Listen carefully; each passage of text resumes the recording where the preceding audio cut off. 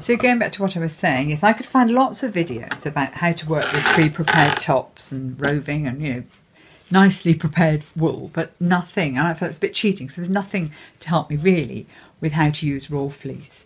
I mean, I did find some subsequently, but I just thought this might be quite useful to people who are looking for that help to see how you do it. So you open this up, pick it up, and you really want to be able to see this base of the hopper, this thing, where the yarn fibre goes in. You want to be able to see that through the fibre. If you can't, then you've got too much fibre there, because it will just clag up here and make a mess and not.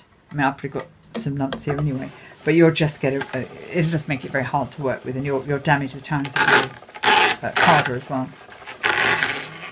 So that noise you can hear is what David Barnett reckons is the way his carder works the best, is be able to hear a slight twanging noise from it. Other people would say no, but this is the way he's recommended it. He also recommended to me that you set it up so you can slide an A4 piece of paper between liquor in and the drum.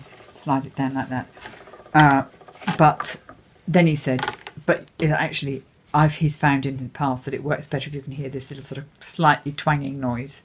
And I suppose it just depends on the fibre you're working with as well. So be flexible. Listen to your drum carder. If it feels like it's jamming, then slacken off the liquor in. If you can, put less fibre in. And go slowly. That would also be my advice.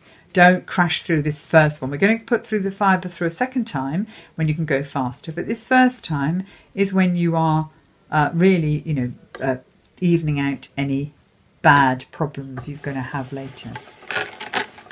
So take it slowly, and I've got just a wallpaper brush that I hold here against, not pressing, but just holding it against the tines at an angle. Porcupine quill, which I have to say helps take it through because we don't damage your tines.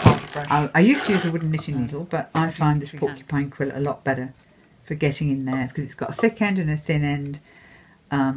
I bought mine on Amazon, I have to admit, but you can buy just single ones. I think I bought a few on Amazon, and I've given some to my group I spin with, but